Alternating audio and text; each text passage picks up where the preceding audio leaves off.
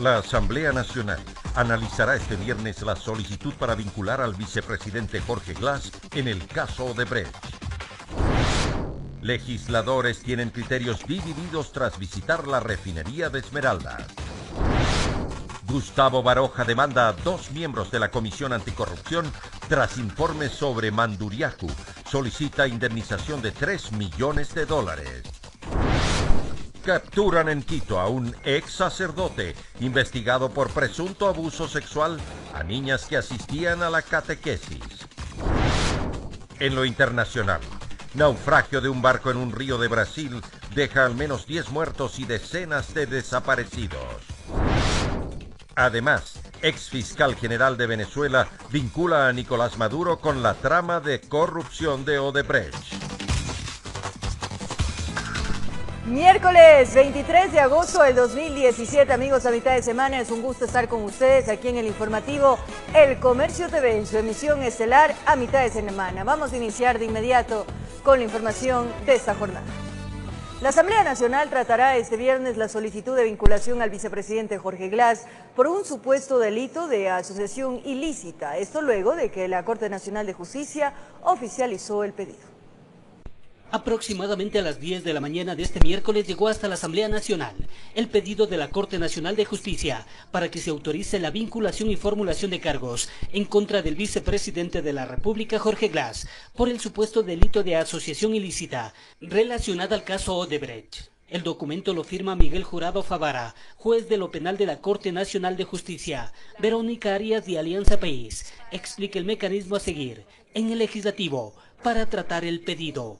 El CAL podría abocar conocimiento o el señor presidente de la Asamblea puede directamente convocar a sesión de pleno para que se ponga en conocimiento de todos los legisladores esta solicitud de autorización. Precisamente José Serrano, presidente de la Asamblea Nacional, convocó al pleno el viernes 25 a las 15 horas para tratar el oficio del juez Jurado. El problema en todo caso es que no puede la Asamblea iniciar un juicio político en contra del vicepresidente sobre la base de la instrucción actual, porque esta es una instrucción por el delito de asociación ilícita, y este delito no está dentro de los delitos peculado, cohecho, concusión, enriquecimiento ilícito, por los que se puede enjuiciar políticamente a un vicepresidente. Los desacuerdos se centran en que la autorización de la Asamblea solo se debería dar si el segundo mandatario pasa a la etapa de llamamiento a juicio y no en la instrucción fiscal. Habrá que fundamentar la autorización porque existe un gran debate entre los abogados del país en el sentido de que unos consideran si le compete o no a la Asamblea, que si la Asamblea debe o no autorizar la vinculación a la instrucción. Desde el bloque de Alianza País y Aliados todavía no se define cuál será su voto. Bueno, yo no puedo adelantar un criterio porque aún no nos hemos reunido los miembros de la bancada mayoritaria. En las próximas horas lo haremos para poder analizar esta solicitud, la petición que ha venido de la Corte Nacional de Justicia y también analizar la solicitud del señor vicepresidente de la República. Informó Héctor Romero. Más de una década en la función judicial han permitido a la fiscal Diana Salazar ser parte en la investigación de diversos casos donde se investiga presuntos actos de corrupción. Casos como FIFAgate, Petroecuador y Odebrecht han tenido una particularidad. La fiscal que ha sido parte de estos procesos es Diana Salazar, quien en las últimas horas vinculó al vicepresidente Jorge Glass por el presunto delito de asociación ilícita en el caso de la constructora brasileña.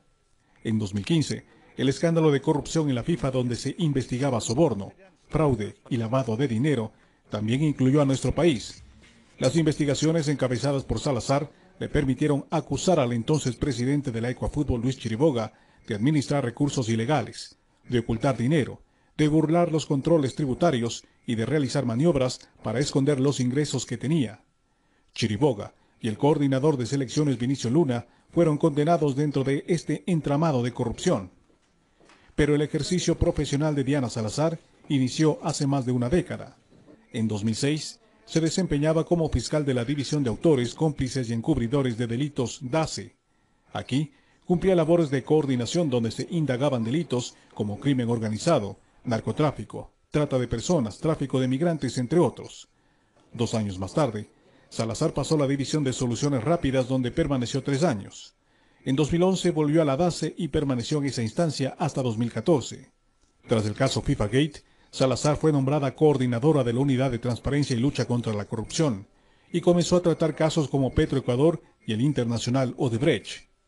En el proceso de la estatal petrolera, la fiscal Salazar vinculó a Carlos Pareja Cordero y a su hijo por el supuesto delito de lavado de activos basándose en operaciones financieras que no pudieron ser justificadas. En 2017, dentro del mundialmente conocido caso Odebrecht, la fiscal ha llamado a comparecer al vicepresidente de la República Jorge Glass, al exsecretario jurídico de la presidencia Alexis Mera, al empresario Tomislav Topic, entre otros. Dentro de esta investigación, también se determinó la detención de Ricardo Rivera, tío del vicepresidente. Días atrás, Salazar dispuso recopilar información relacionada con televisión satelital y la apertura de una investigación bajo la presunción de un supuesto lavado de activos. Informó Miguel Ángel Bedoya. Se generaron contradicciones entre los legisladores que visitaron la refinería de Esmeraldas. Asambleístas del oficialismo dicen que la refinería trabaja al 100%, mientras que la oposición asegura que los daños son visibles y que el peligro para los trabajadores es inminente. Coinciden en que la situación dentro de la refinería de Esmeraldas es crítica. Cerca de una docena de asambleístas llegaron hasta la refinería de Esmeraldas para constatar la situación que atraviesa, esto luego de un informe emitido por el gobierno en el que se catalogó como crítica la situación de la refinería más importante del país. La expectativa de los legisladores se centraba en determinar in situ los daños reportados. Recorrieron junto a expertos petroleros independientes las áreas de refinación y almacenamiento recientemente repotenciadas y que le costaron al país más de 2.200 millones de dólares. Y a pesar de que recorrieron juntos, oficialistas y opositores tienen criterios distintos de lo que observaron. Los oficialistas dicen que no quieren contradecir al presidente, pero que la refinería no atraviesa la situación crítica que se había denunciado. Adjetivos, hay que tener mucho cuidado, porque es una cosa crítica. Si es crítica no debería estar funcionando nada. Entonces tenemos que ser claros, hay problemas, como existen en las diferentes instalaciones, que tienen que ser corregidos. Lo importante es que las autoridades del momento están tomando las decisiones para corregir los problemas que se generan normalmente. Los opositores dicen todo lo contrario y concuerdan con el diagnóstico que ha hecho público el gobierno. La situación en la refinería es compleja. Que los daños están a la vista y sobre todo los 2.200 millones tendrán que investigar, tendrán que hacer la Contraloría General del Estado y la Fiscalía, tendrán que auditar. Pero los aliancistas aseguran que no es momento de politizar el tema, sino de trabajar para buscar soluciones. Este es un problema técnico y tiene que ser manejado desde esta óptica. No debemos dejar que se incluya el tema político porque todos perdemos. En la oposición afirman que si no se interviene de manera inmediata, la situación en la refinería podría complicarse.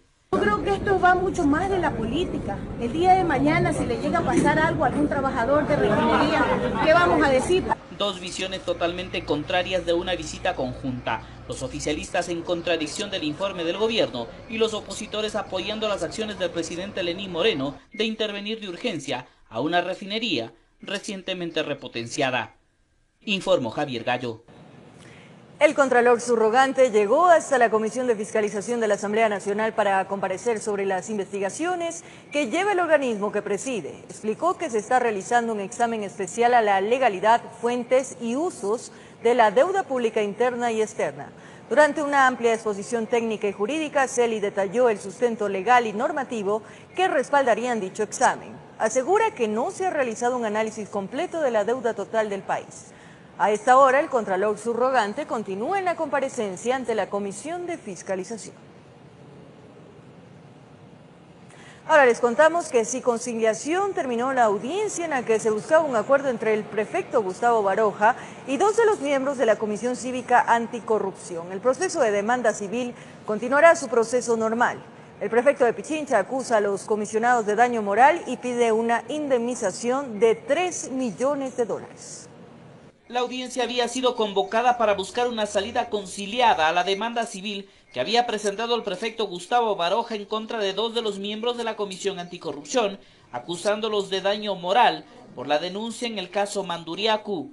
El prefecto pide $3 millones como indemnización, pero a la audiencia Baroja no asistió, envió a su abogado, pero sin la autorización para poder mediar en este caso.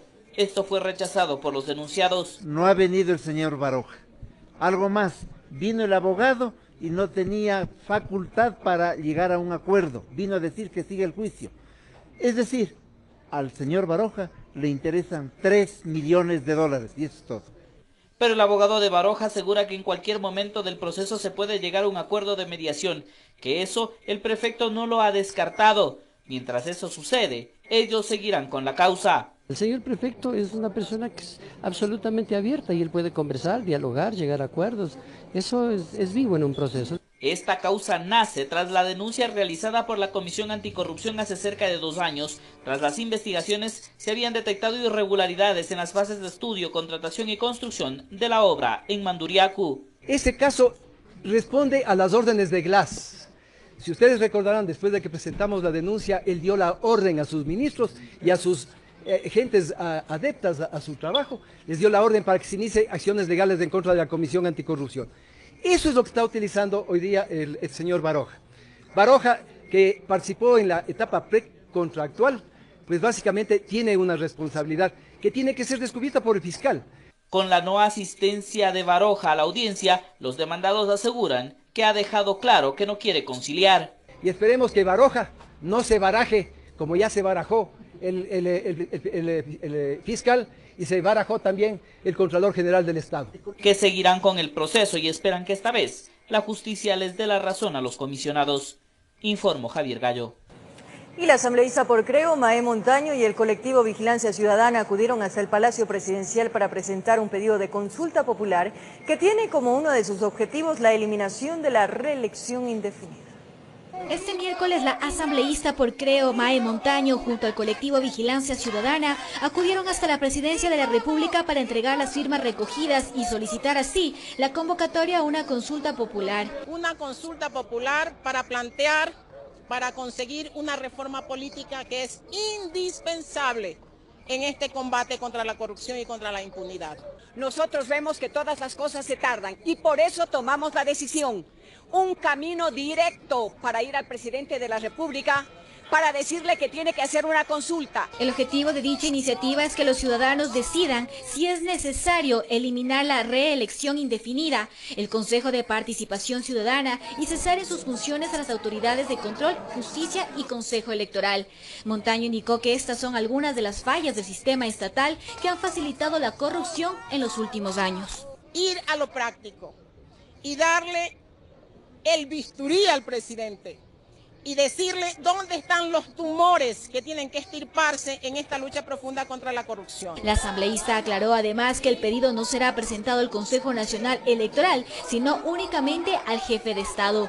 De un órgano que se ha enquistado y que se ha tomado todos los poderes como una metástasis maligna, no podemos ir a esos mismos órganos. Con este sumarían 5 pedidos para convocatoria a consulta popular por parte de organizaciones y movimientos, informó Alison Corral. Organizaciones sociales concentradas en el movimiento Hormiga demandan la consulta popular y declaratoria de prioridad al sector agropecuario. Además expresaron su apoyo al primer mandatario Moreno en su lucha contra la corrupción. Apoyamos y respaldamos una consulta popular sobre las enmiendas a la Constitución del 3 de diciembre del 2015, así como para la recuperación de las instituciones para una auténtica independencia de poderes, se restaure los derechos y las libertades ciudadanas, así como se fomente la honestidad institucional con un marco legal adecuado. Y el índice de riesgo país bajó 44 puntos con respecto a la primera quincena de agosto. Un experto en temas económicos ve como positiva esta disminución, pero explica que se debe trabajar aún más en reducir la cifra. El país bajó 44 puntos básicos con respecto a la primera quincena del mes de agosto. Si lo comparamos con el mismo mes del año anterior, son 222 puntos los que habría bajado. Según el economista José Hidalgo, esto es positivo para el país, aunque no del todo. Es una noticia positiva para el país porque el nivel de riesgo país determina finalmente la tasa de interés que va a tener que pagar el Ecuador cuando emite, por ejemplo, bonos soberanos en el mercado internacional. Si el riesgo país es más alto, la tasa de interés también es mayor. Y es que la tasa de interés que tiene el Ecuador depende de cuántos puntos básicos tenga el país.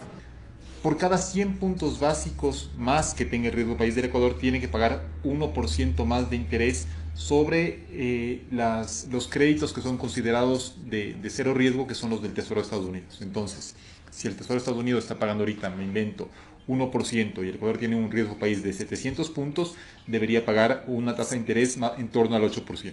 Sin embargo, encuentra necesario que esta cifra se siga reduciendo, pues en la región este índice en nuestro país es solo menor que el de Venezuela. Se ve todavía que a nivel internacional el Ecuador es percibido como una inversión de alto riesgo y por eso sus emisiones de bonos tienen que pagar un interés significativamente mayor que el que pagan emisiones de otros países como Colombia, Perú o Chile. Esto sin duda crea un ambiente de desconfianza a nivel internacional, pues el Ecuador es percibido como una inversión de alto riesgo. De allí la importancia que el índice siga disminuyendo. Se están sobreestimando los ingresos, por lo tanto subestimando el déficit, y yo creo que los analistas a nivel internacional y los inversores son bastante celosos de eso o cuidadosos de que las cifras fiscales tengan coherencia, porque de otro modo, si es que la austeridad se queda nada más en el discurso, eso no va a permitir que el riesgo país siga bajando. Actualmente, el riesgo país se encuentra en 644 puntos, informó Alison Corral.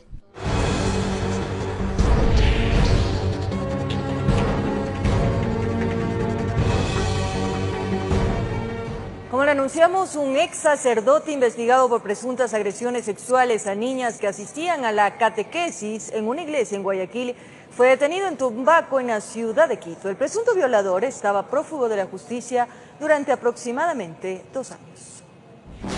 Tras un operativo realizado por el bloque de búsqueda de la Dirección Nacional de la Policía Judicial y con el apoyo del Grupo de Operaciones Especiales, se capturó en el sector de Chiriquí, en la parroquia de Tumbaco, a Pedro G., un ex sacerdote investigado por estar inmerso en varios delitos.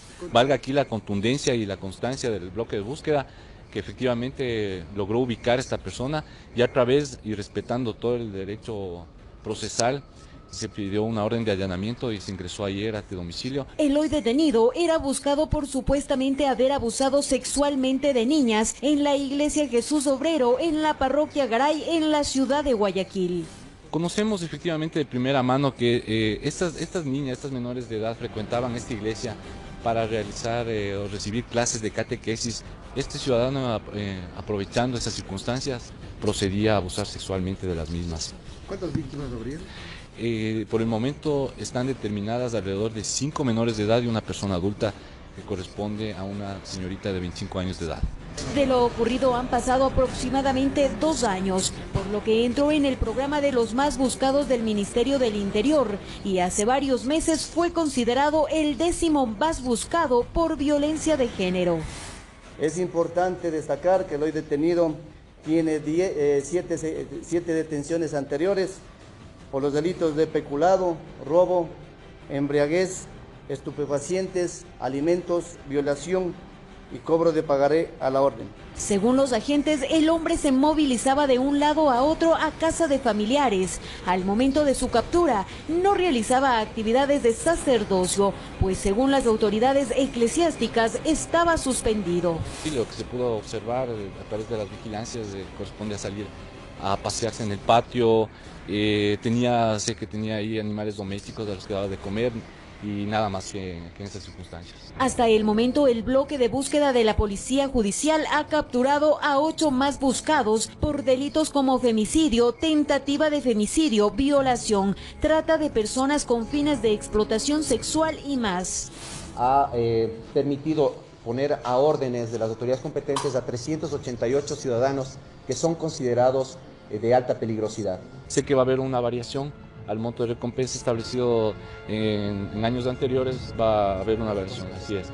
Se está hablando entre $1,000 a $10,000, que va a ser de todos los más buscados. El detenido será trasladado hasta la ciudad de Guayaquil para ser puesto a órdenes de las autoridades competentes, informó Patricia Aldaz.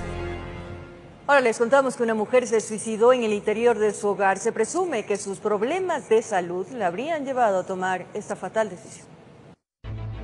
En el sector de Chilibulo, al sur de la capital, una mujer de 63 años se habría suicidado en el interior de su hogar. El hijo de la fallecida la llevó al subcentro de salud cercano, pero los intentos por salvarle la vida fueron en vano. Encontraron ya suspendida en el cuarto el hijo y ya llegó acá a la Bella Argelia, centro de salud, ya llegó sin signos vitales. Ya. Según allegados, hace varios años la mujer tenía problemas de salud, por lo que aducen que es lo que le habría llevado a tomar esa fatal decisión. Nos llamaron como a la 1 de la tarde más o menos. Que ella está un poco delicada de salud y que de pronto por ahí pasó tuvo alguna circunstancia que... Hoy los vecinos recuerdan a doña María como una mujer dinámica y colaboradora dentro del barrio. Siempre estuvo en el barrio apoyando al barrio, siempre estaban en las fincas, en los eventos que hacía en el barrio. El cuerpo de la mujer fue llevado por la ambulancia de medicina legal hasta la morgue de la policía para realizar las pericias del caso y poder entregárselo a sus familiares para el sepelio respectivo. Con realización de Rafaela Hermida, informó Patricia Aldaz.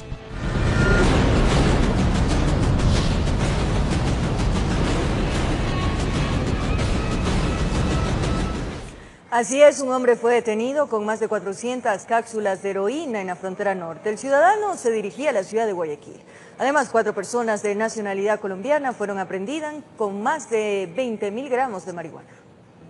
De acuerdo a las estadísticas que mantiene la Policía Antinarcóticos, un caso diario de aprehensión de personas con sustancias estupefacientes se determina en la frontera. Son diferentes las modalidades que utilizan los narcotraficantes para buscar introducir el alcaloide, ya sea para microexpendio o como paso para otros países. Estos cilindros fueron estructurados en Pasto con alta tecnología, los que al ser abiertos por los agentes antinarcóticos se detectó cápsulas de heroína. Tanto en lo que es la lucha contra el tráfico internacional que utiliza nuestra frontera para pasar, así como el tráfico de consumo interno, gente que quiere vender droga. 461 cápsulas de heroína, dando un peso total de 4.477 gramos de heroína, que este ciudadano intentó pasar en este tipo de repuestos. El ciudadano José M., colombiano, recibiría una interesante suma de dinero para llevarlos hasta Guayaquil, en donde esta droga por el momento es la más comercializada. Tenía como destino, presumimos, la provincia del Guayas. Lamentablemente este tipo de droga está consumiendo mucho en Guayaquil, sobre todo en las unidades educativas.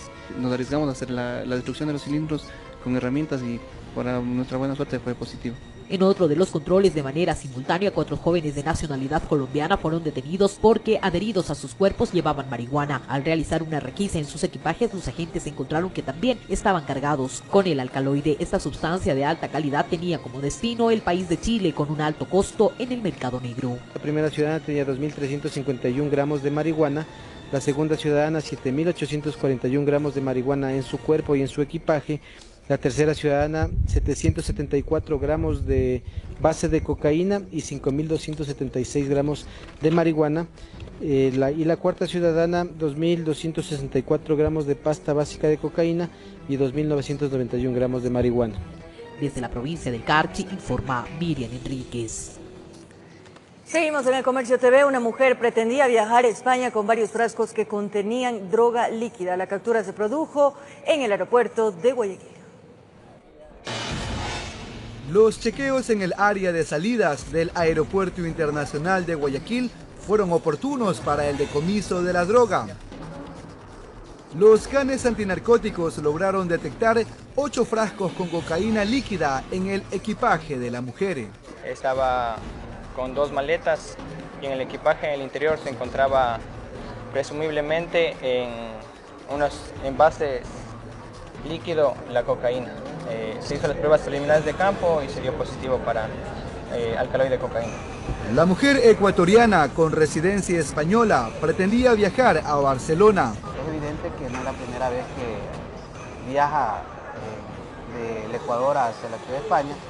Los agentes la trasladaron hasta el Centro Integrado de Justicia para ser investigada por el delito de tráfico de drogas a gran escala. Ya se va a hacer el correspondiente pericia a fin de establecer el pesaje de dicha sustancia y posteriormente va a ser puesta a órdenes del juez correspondiente para realizar la formulación de cargo conforme así lo establece la ley. De ser hallada culpable, la fémina podría pagar una pena de hasta 13 años de prisión, de acuerdo al artículo 220 del Código Orgánico Integral Penal. Informó Jorge Salazar. Además, un sujeto fue detenido con 23 paquetes conocidos como tamugas de marihuana. La droga aparentemente iba a ser destinada para el microtráfico en un sector del puerto principal. Este hombre fue detenido durante un patrullaje de rutina en el sector de las Malvinas, cuando pretendía evadir el control policial. Procedemos a hacer un registro en lo que, mediante el cacheo, se puede decir así, si al señor se le encuentra una funda con 23 tamugas de marihuana aparentemente. Se presume que la droga iba a ser destinada para la distribución en un sector del sur de la urbe. El señor, por la cantidad que tenía en su poder, obviamente se puede decir que es para el expendio dentro de lo que es del sector de Esmeralda Chiquita. Esto es para el expendio, posiblemente incluso para colegio o dentro del sector. Para la juventud que se encuentra por los parques, las personas que cruzan por ahí transitan. Él confesó que era para el expendio. Él confesó justamente por lo que ya, el momento que para intentar librar culpa, entonces intentó decir que ya era consumo personal de él, pero por la cantidad que se demuestra y claramente por lo que ya confesó, el señor confesó que es por el expendio para el sector. El implicado está siendo investigado por el delito de microtráfico. En el caso de la mínima escala, la pena va de 2 meses a 6 meses. En el caso de mediana escala va de 1 año a 3 años. En el caso de alta escala va de 5 a 7 años. Se determinará en qué escala encuadra esta, pero según la cantidad podría ser una mediana escala. Esto podría ser de 1 año a 3 años de prisión. Informó Roselena Vasconés.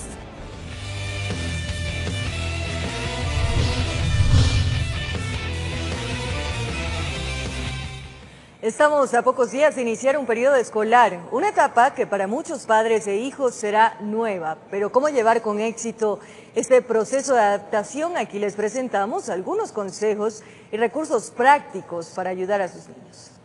Para muchos padres, el primer día de clases de sus pequeños en educación inicial es uno de los momentos más significativos y emotivos. Pero es inevitable pensar en su reacción, en que si se adaptarán, llorarán, se aferrarán abrazando nuestras piernas o simplemente no querrán soltar nuestra mano. Laura dice que contó con la dicha de que sus hijos tuvieron siempre una excelente adaptación. No ha llorado, ninguno de mis hijos no ha llorado, han quedado felices porque otros niños veo que lloran, pero mi hija no ha llorado. No con la misma suerte corrió Gabriela. El primero sí me lloró, sí, fue bien apegado a mí, sí me dio un poquito de qué hacer. Nervios, llantos y a la vez sonrisas es el escenario que se vive en el primer día de clases de los más pequeños. Expertos señalan que la preparación es la clave para ayudar a su niño a acoplarse a esta nueva etapa de su vida. Por ello recomiendan que sea la familia quien inicie este proceso con anticipación. Los niños vayan ya ellos con la idea donde van al centro infantil, que les hayan hablado antes de cuál va a ser el nuevo ambiente que van a ir. Indican que el llanto de los niños es muy normal al iniciar este proceso de adaptación. Natural que eso suceda, pues justamente estamos hablando de que es un cambio drástico. Ellos pasaron ya en casa, tal vez con los familiares, con los padres de familia, se rompió la rutina. Lo que los padres pueden hacer es pues tener paciencia, conversar con la maestra, ver cómo podría manejar también el tema, pero no alarmarse, ¿sí? Este proceso va a durar entre 3 semanas, 1 mes, a veces más, a veces menos. Algo que resaltan es que al ser una nueva etapa y desconocida para los pequeños, no es recomendable hacer 2 procesos al mismo tiempo. Esto quiere decir que solo se haga la adaptación y más no también otros cortes como puede ser el dejar el pañal o el dejar el seno o el biberón. Otro principio básico es respetar la individualidad de cada niño. Y no cometer un error que por lo general se da, que es comparar con otros niños o con sus hermanitos. Señalan que es apropiado que tanto padre y madre los lleven a su primer día de clases. Sin embargo, no recomiendan que los acompañen durante su jornada. Tanto la madre de familia o el padre que permanece también ahí va a generar una energía de ansiedad, tal vez de angustia. y el niño de hecho va a estar pendiente si la mamá está o la mamá no está, mientras que si el padre o madre de familia, pues digamos le deja, ¿no? Es diferente el comportamiento del niño. Indican que es importante que desde muy pequeños vayan creando hábitos que permitan su independencia en cada etapa de su vida. Colocar un horario desde que se despiertan, por ejemplo, que hagan su cama, el desayuno, se cepillen los dientes, preparen su mochila. Igual cuando regresen de clases, poner un horario para las tareas. Finalmente recomiendan que luego de la jornada de clases, en el hogar se brinde tiempo de calidad a los pequeños, para así complementar el periodo de adaptación. En Quito informó Adriana Rojas.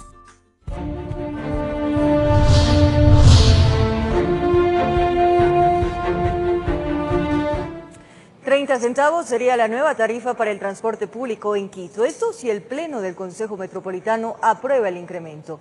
La sesión se realizará este jueves y las inquietudes sobre el tema aún persisten entre los ediles.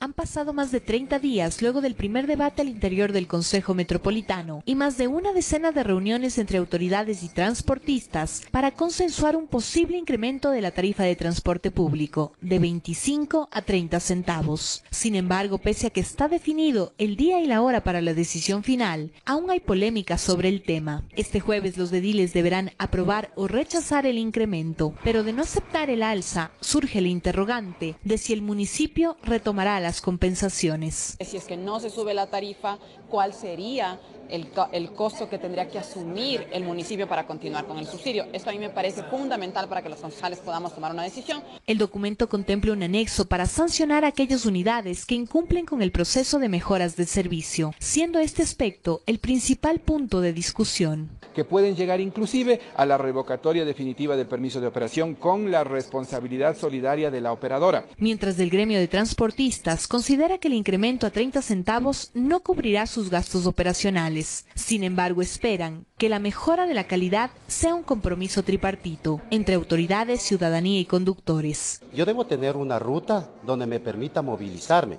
y hoy compartimos con el transporte privado. Exigimos nosotros que se dé ya una tarjeta inteligente de recaudo. Sin importar cuál sea la resolución que adopte el Pleno del Consejo, los transportistas descartaron paralizar sus actividades, informó Sofía Vintimilla. Y la Agencia Nacional de Tránsito asegura que a partir del pacto firmado por el presidente Moreno respecto a la seguridad vial, ya se toman acciones para reducir los siniestros en el país, que cada día cobran la vida de más ecuatorianos en las vías. Fue la mayor pérdida y la única que me quedaba.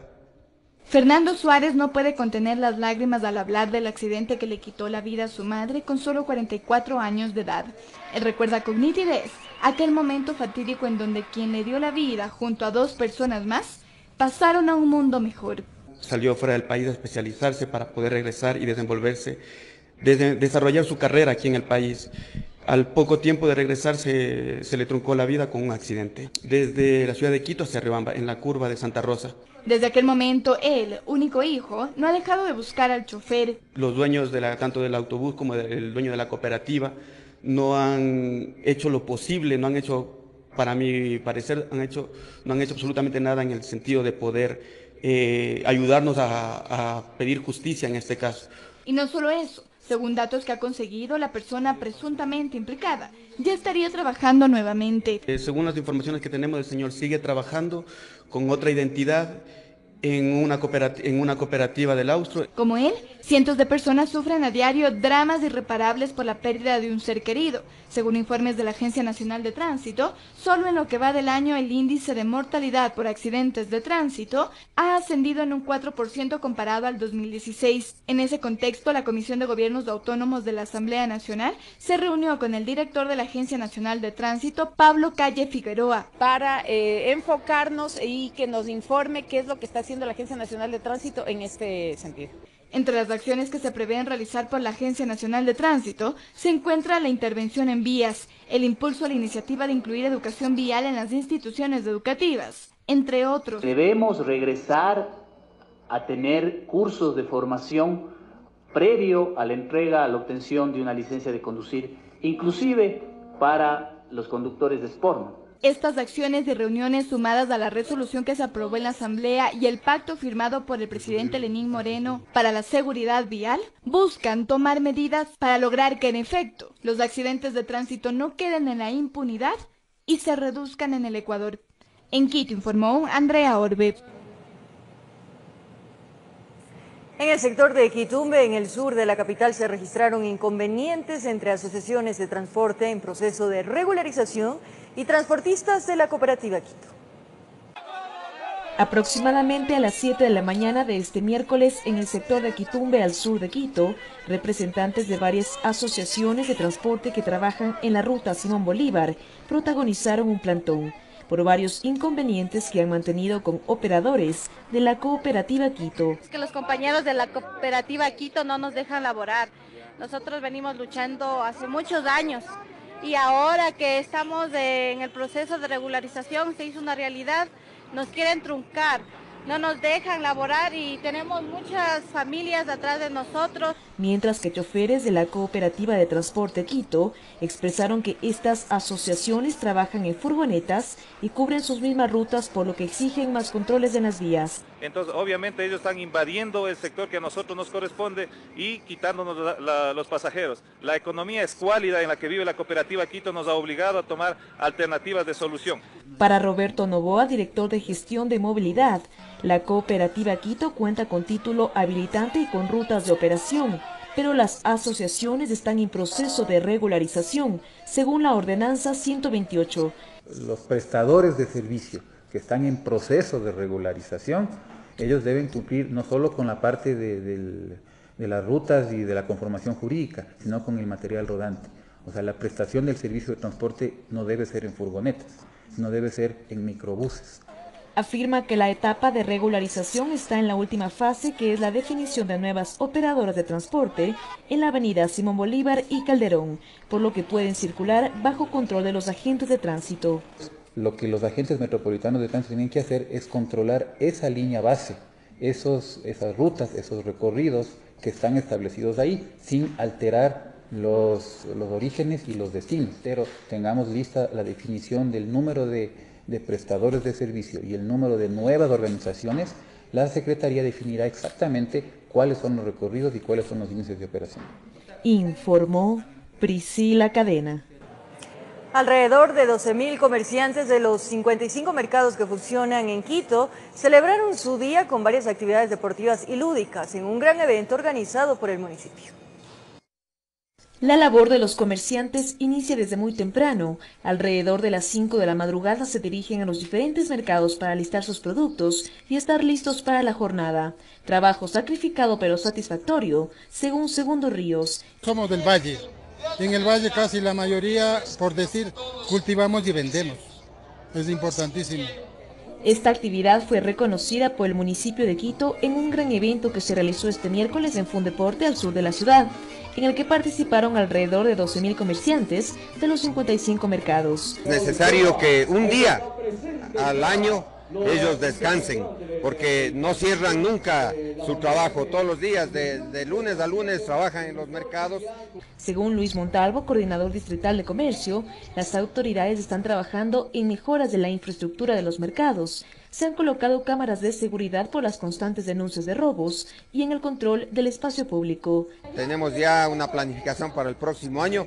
Queremos que todos los mercados de Quito en su momento reciban el apoyo del municipio en beneficio de mejorar su presentación. Además, las comerciantes que ganaron las mejores huecas de comida expusieron sus platos típicos. Yo llego a mi puesto al mercado y sé que mis clientes vienen porque les atiendo muy bien. Les atiendo con mucho cariño, con mucho aprecio, igual hago la comida con mucho aprecio. Claro, yo saqué adelante a mis hijos, tantos años de trabajo, y no solo para los hijos, sino para otras cosas que uno necesita. Durante el agasajo también se llevó a cabo la elección de la reina de los mercados, informó Priscila Cadena. Y tenemos buenas noticias. El ecuatoriano Milán Ludeña alcanzó el récord Guinness al correr la media maratón más rápida en el lugar más profundo de la Tierra. Ahora se prepara para su segunda marca. Conozcamos su historia. de qué es capaz el ecuatoriano, que el ecuatoriano está para hacer grandes cosas y cosas de talla mundial. Él es Milán Ludeña, un joven aventurero que no conoce límites, dejando así el nombre de nuestro país en lo más alto. Consiguió el récord Guinness tras correr 21 kilómetros, es decir, una media maratón, en el lugar más lejano del Sol, algo que es también conocido como correr en lo más profundo de la Tierra. El punto más profundo de la Tierra está en Sudáfrica. Para quienes nos ven y podamos dimensionarlo mejor, los mineros chilenos en el 2010 estuvieron atrapados a 700 metros de profundidad. Yo hace menos de 30 horas estuve casi 6 veces más abajo. Afortunadamente pude correr 21 kilómetros en ese punto, registrando el primer récord Guinness deportivo para el país. Su logro en Sudáfrica fue la primera parte del reto extremo. El segundo récord Guinness que buscará es escalar el volcán Chimborazo. En la cima del volcán Chimborazo, el punto más cercano al Sol y al mismo tiempo más lejano al centro de la Tierra.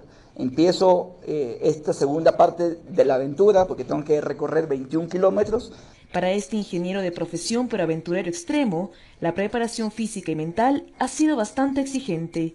Una entre semana porque yo trabajo y tengo que sacar tiempo debajo de las piedras para entrenar y prepararme en esto, y lo enfocamos básicamente en tema de la mina. Cómo simulábamos esas condiciones metiéndonos con una caminadora en un baño turco en donde regulábamos calor y humedad, y ahí me ponía a correr y a sudar y todo y a desmayarme y bueno y demás. Gracias a su constancia y rigurosa preparación, Milán Ludeña cumplió su sueño y un reconocimiento para nuestro país. Y ya Ecuador aparece como en los récords Guinness deportivos del mundo.